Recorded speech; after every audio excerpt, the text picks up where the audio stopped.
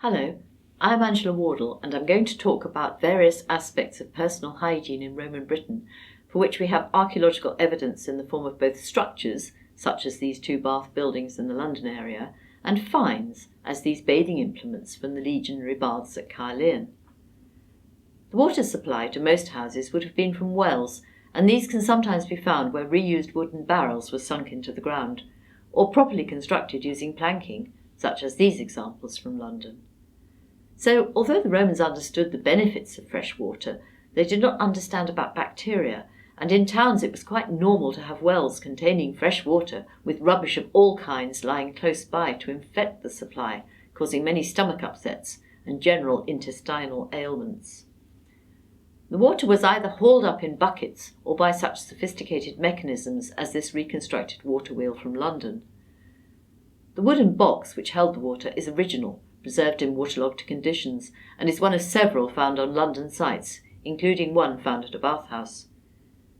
The operation of a Roman bathhouse requires an efficient water supply and drainage system, both essential to good hygiene. Stone-lined sewers and culverts have been found in major towns such as London and York. There is also evidence for wooden water pipes with iron collars, which may have supplied both public and private buildings.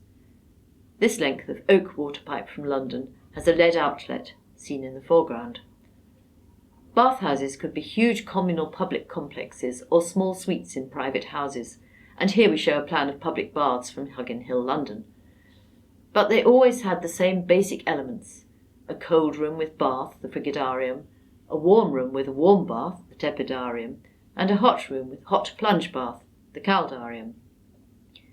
Large complexes would also have a changing room, exercise ground, latrines, swimming pool, and even a library, making them places for social contact, perhaps the equivalent of modern leisure centres. In the very largest baths, as in Rome, there were separate suites for men and women, but in smaller establishments, men and women bathed at different times. After exercise to raise the body temperature, a bather would normally progress through baths of increasing temperature, although the order could vary. When the bather was hot, dirt was scraped off the oiled body with the curved blade of a copper alloy or iron strigil, and the process finished with a cold plunge, after which perfumed oils were applied to the body. Essential equipment for the bath comprised the strigil and a flask for the oils used in the cleansing process and for massage. This small replica strigil shows the curved blade and plain functional handle. This strigil from London is made of copper alloy, but most examples are made from iron. An elaborate bath set from a burial in Germany has a copper alloy oil flask and two strigils. Glass oil flasks, or ariballoi, were mass-produced throughout the empire after the general introduction of glass blowing and copied a more expensive metal form. Made in a variety of sizes from the mid-1st to the 3rd century, they are easily recognised in glass assemblages from their distinctive looped handles.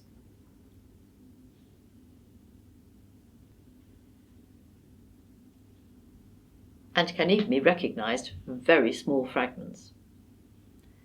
The regular glass aribbalos had a copper alloy carrying handle, typically a triple chain with connecting rings, although leather straps may also have been used, as on this replica.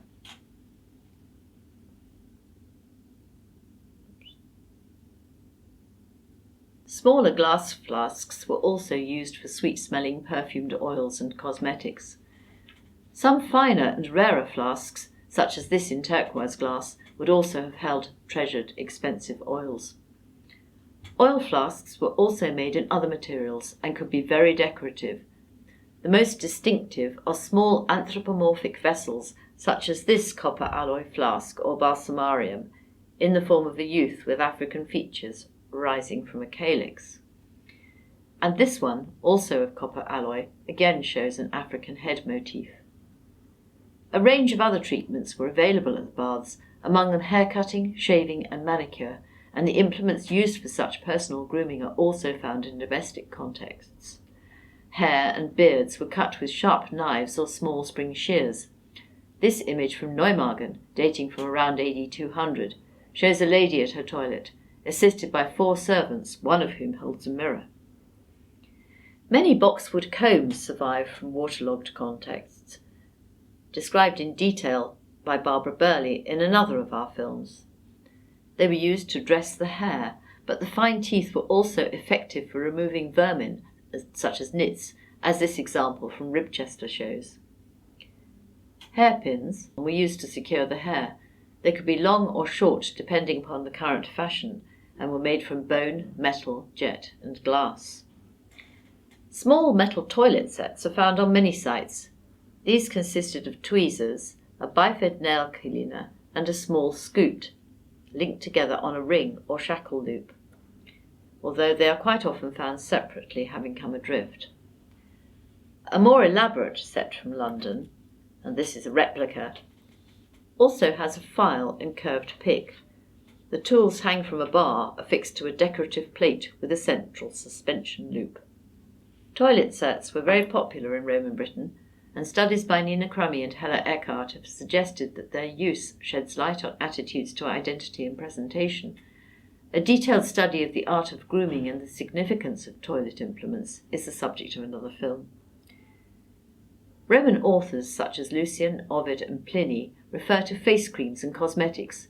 The remains of the ointments themselves are extremely rare. A notable exception is this small circular tin box from London.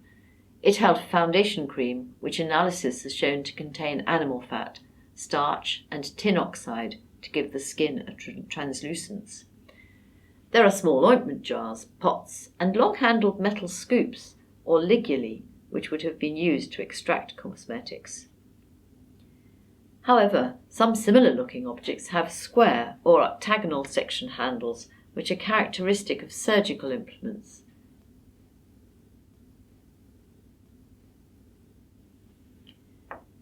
Cosmetic sets, consisting of a grooved mortar and a solid rod-like pestle, which have been extensively studied by Ralph Jackson, have an almost exclusively Romano-British distribution. It is thought that they were used for the grinding of mineral cosmetics, likely to be colours for the eye or face. These examples are from a site in London, and they could be of varying sizes. Pallets were made from small slabs of stone and were used for mixing cosmetics or medicines. They usually had beveled edges, and this fine example, made from marble, is worn on one side from use. Other objects associated with personal grooming included mirrors, which occurred in Britain in the later Iron Age, where they could be highly elaborate. Roman mirrors, usually round or rectangular, were made from polished silver, high tin, copper alloy, or silvered glass. Metal mirrors sometimes have wooden frames which rarely survive, while glass mirrors had lead or wooden frames. It is unlikely, however, that any of these small mirrors would have given a good reflection. This example consists of two circular cases on the inside of which are convex tinned mirrors. The outer surfaces bear a design based on a coin of Nero. Excavated fragments are usually small, but can be recognized by their sharply broken edges.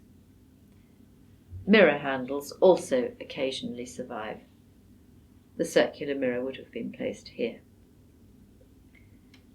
This survey of the material evidence for Roman attitudes to hygiene and the care of the body is of necessity partial, but the sheer quantity of evidence and the presence of bathhouses throughout the entire empire demonstrates its importance to the Roman way of life.